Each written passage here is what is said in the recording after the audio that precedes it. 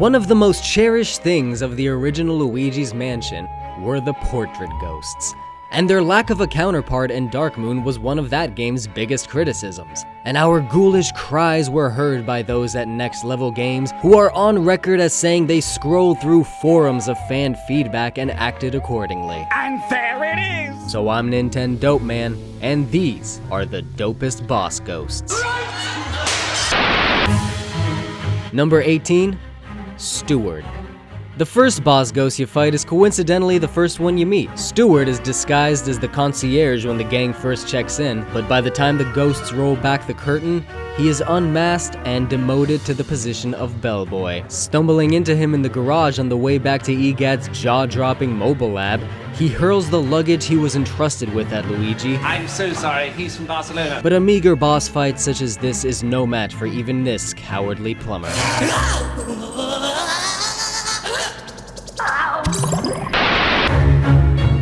Number 17, Chambrea.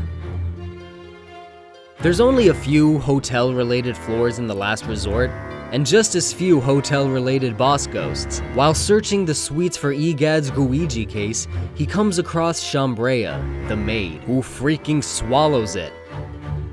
Luigi follows her room to room, attaches a plumber to her new shapely figure, and beats the thing out of her. The part I like the most is following her around from EGAD's messy lodge to Toad's little impromptu Mario golf course.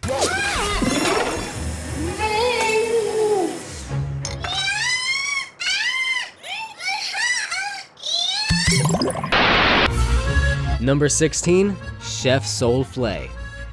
Obscured by clouds of smoke, the hotel cook was either burning the roast or chiefing the blunt, because it takes 2 vacuums to depollute the kitchen air, and once the 2 parties notice each other, the cook-off is on. In the most intense episode of Iron Chef ever produced, Chef Soulfflé lobs raw fish at Luigi that he must serve right back.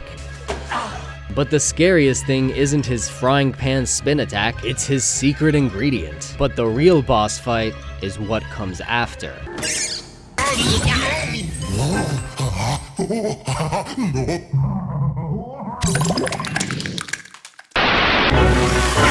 Number 15, Johnny Deepend. After climbing through a castle, a film set, and a pyramid, a gym seems kinda anticlimactic. It should have been one of the lower floors, staying close to the hotel theme, and it hits too close to the bodybuilder portrait ghost from the original, but the battle itself is still fun. Luigi has to knock him out with the ball and send Luigi to cut the water source before he gets splashed by it, and the most interesting part is that for some reason this seemingly powerful dude has the second lowest health in the whole tower. I wonder why.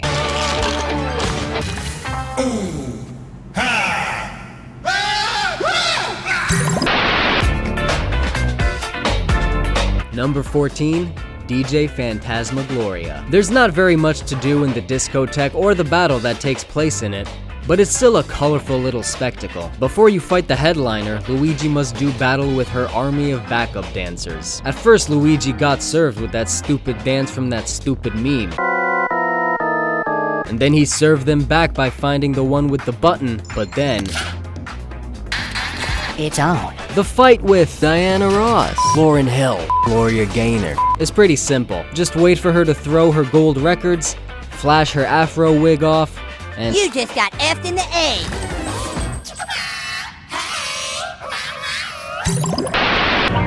A. Number 13, Kruller. As much as I'd like it to be, Luigi's Mansion is not super scary and probably won't even return to that moody realism of the original. And while it's always been pretty damn funny, the hotel security guard Kruller takes that to new heights. The first scene humorously depicts him as a bumbling mall cop, protecting the shopping center from shoplifters, ghost hunters, plumbers, and apparently customers when he's not lounging in front of his security cameras. Once Luigi breaks into his office, he imprisons himself behind the metal lattice, so it's actually up to Luigi to slip inside and avoid the shots from his department-issued super soaker to suck the aviators off his fat face and flash cook the piggy into pork chops and bacon.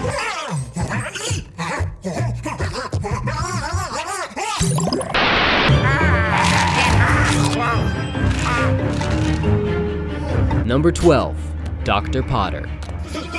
Dr. Potter might actually be another hotel-themed ghost, if he's the official groundskeeper of the place. But either way, he takes his job very seriously. I mean, look at this fucking place. Clearly he is, or was, a doctor of horticulture. He's too old to throw down himself, so he lets his plants do his fighting for him. Luigi must fool the Venus plumber trap into wrapping its maw around one of the large bulbous plants and use the chainsaw to cut through its stem to get a shot at the old gardener. The only thing that disappoints me is the missed opportunity to make it a piranha plant. Sometimes I wish they tied Luigi's mansion just a bit more into the Mario universe that it takes place in.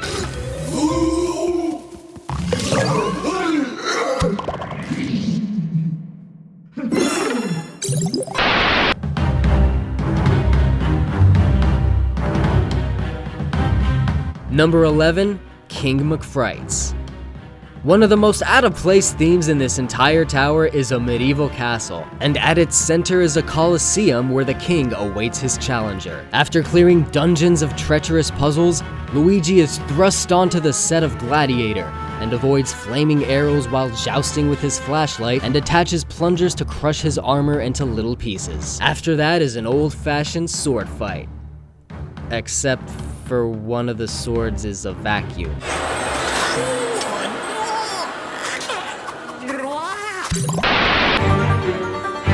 Number 10, Clem. Deep in the Boiler Works, where a Mario Bro can plumb all the pipes in the Mushroom Kingdom, lurks the hotel maintenance guy. Cletus, Zeke, Rufus? Herschel, Walker, Counter, them dogs as hell, don't they? Clem has made quite an afterlife for himself down here. He even has a swimming pool. And it is there that Luigi must engage him in a battle of floaties. Seriously though, fun stuff.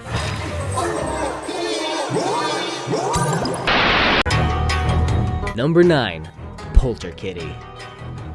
First, there was Ghost Bulldog, then there was Ghost Puppy, and now there is Ghost Kitty, the unfriendly pet of the hotel owner. Polterkitty has a very stimulating, very fun, triple phase double battle supreme. After clearing the studio and gym floors, she comes out of nowhere and steals the elevator buttons. Luigi then has to track her through 3 other floors, stealing a tail for each one, turning his back on this scary bitch and spinning around at just the right second. She learned a new trick in the last round, but she will be friends with Ghost Puppy like it or not.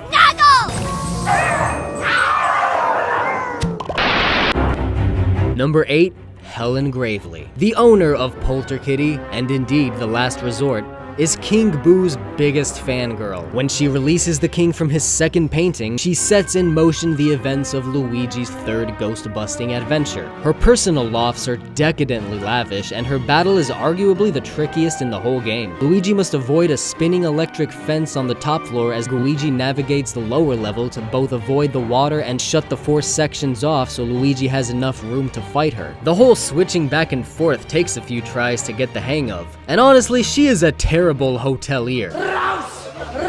She should give up the hospitality racket and open up a beauty salon. Clearly that's where her talent lies.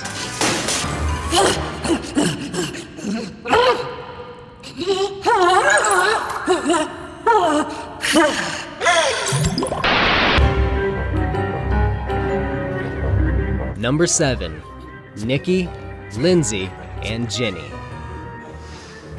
So I guess at some point, the Post sisters from the Forest Temple crossed over to the Mario universe while reading Harry Potter and playing A Hat in Time. Those are pretty good references. The triplet magicians cursed the Twisted Suites into one of the most interesting and complicated floors in the tower, and once Luigi makes his puzzling escape, he must face all 3 at once. After dodging some card tricks, he has to burst attack at just the right moment, and then it's his turn to do a trick and pull them out of their hats and suck them up one at a time. Naturally, losing a sister angers them, and they surrogate her with a bomb, so you have to keep an eye on the right hat or else. The remaining sister uses 2 bombs and turns out the lights to make you lose track. And honestly, it works. Both times I played this game, I just got lucky.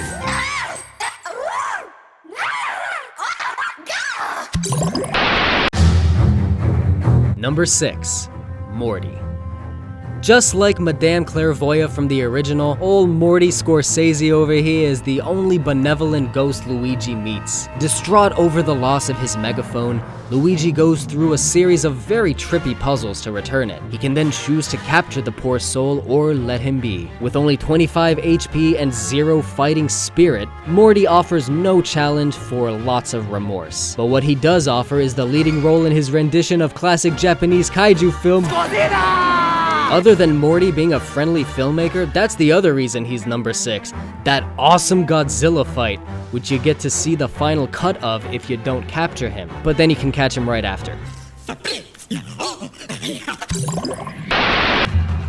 Number 5. King Boo. Luigi's very own Bowser, my favorite Mario villain, and a general BAMF if there ever was one. Those reasons and more sealed his place as the number 1 portrait ghost, but there are just too many good bosses in the 3rd entry for a 2nd consecutive belt. That's not to say his battle isn't fun or challenging. The first phase includes all of his greatest hits. The second phase is a more difficult tweak of the same ideas with a fanged clone of himself. And the third phase is a significantly difficult retooling against 2 clones under the 4-minute timer of a colossal painting slowly descending to swallow the entire tower. Totally and completely badass.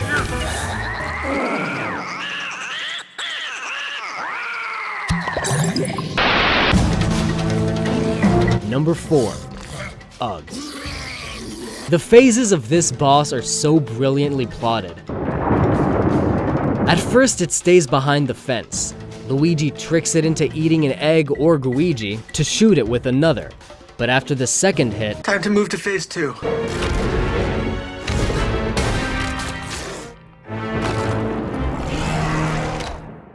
this scared the shit out of me in my first playthrough, and it's what I first imagined the fight would be like. Luigi takes a real pounding in this fight, so it's a good thing he doesn't really exist. And when the brittle bones crumble away after a few shots with the bones from the other exhibits, Time for phase 3. it was possessed by a perfectly named ghost all along. Ugg the Cave Ghost is the second half of this fight. He follows Luigi around, trying to bash him with his club, but after striking the ground so hard that it gets stuck, Luigi must jump the shockwave and drain the ghost down to extinction, rewarded with the next elevator button and this cool-ass Space Odyssey reference. Phase 4! No! Number 3. Serpci. Cleopatra. Not a great movie. Nefertiti. Not a great person. Serpci. Awesome boss. The pyramid is easily one of the coolest floors, and working Luigi's way back up this tomb ends up with one of the game's trippiest battles. Serpci has a wide variety of weird moves. First, she entombs herself in a wall of sand in her likeness, literally an Egyptian death mask. From there, she can burrow beneath the ground to pounce, roll into a ball and pounce, summon sand snakes to bite, summon fists to punch, all sorts of crazy shit. Luigi must avoid all of this while vacuuming her sandy armor. Eventually she'll appear, shoot some arrow thingies in a full circle, and throw a total temper tantrum, giving Luigi an opening to lay her back to rest.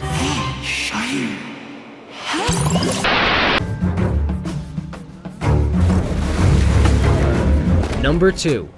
Captain Fishhook. Arguably the weirdest, most far-out, fuck-faced boss in the whole damn game. I fell in love with this thing the second he emerged from the water and started flopping around the deck of his own ship. When the 9th floor's pirate thing becomes clear, you first think, oh cool, a pirate ghost, this'll be fun. Then you reach the lake that somehow exists on the 9th floor, and you think, oh, it's one of the big bosses. Then the ship docks, Luigi boards, and it wasn't enough to just make a cool pirate ghost, so Next Level Games took the game to the next level and said, You know, I have one simple request, and that is to have sharks. just look at my reaction in my Let's Play of the game. Oh my god. A ghost pirate shark? What? Totally and completely badass. And if he wasn't already cool, his battle is awesome. He dives into the matter of his ship, possessing it to materialize a disturbing face jutting out from the wood. This section resembles the Link's Awakening boss Facade. Luigi feeds explosive barrels directly into its not-so-gaping enough maw 3 times to lure the fish out and suck him up like sashimi. The second phase is a harder twist of the first, but it's the third phase that kicks so much ass it helps shoot this boss to second place. Cool! You know, I've gone fishing in many a vidya game, but this is easily my greatest catch.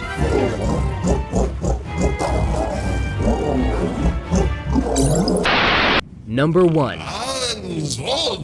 Amadeus Wolfgeist. They say the best musicians become one with their instruments. Not like this. Not like this. It was a tough choice because Fishhook is my favorite, but objectively, the dopest boss ghost in Luigi's Mansion 3 is Ludwig von Beethoven over here. At first, he's just playing background music while sending every seat in the house crashing down on Luigi. Next, he cues his cast of ghoulish ballerinas to dance on Luigi's grave. But when you kill his whole crew, That's when I get mad!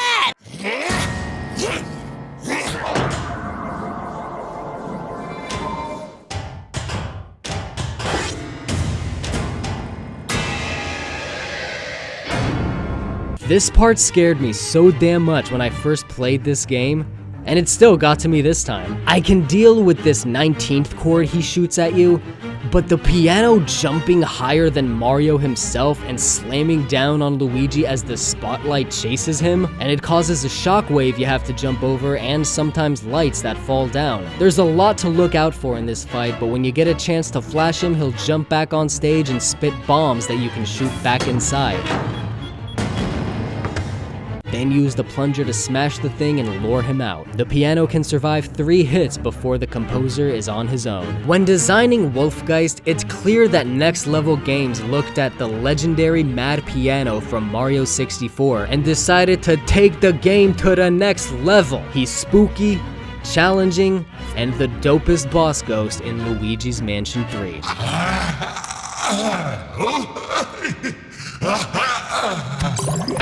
These boss ghosts were so awesome and unique and memorable that I didn't even need to play the game before I wrote the script, only after to get the footage. It's no mistake that I opened and closed the 5 Halloween special dope lists with the Luigi's Mansion ghosts. I love this series, I love symmetry, but most of all, I love horror. If you have any dope ideas for dope lists about dope horror related things, let me know in the comments and I might make some next Halloween.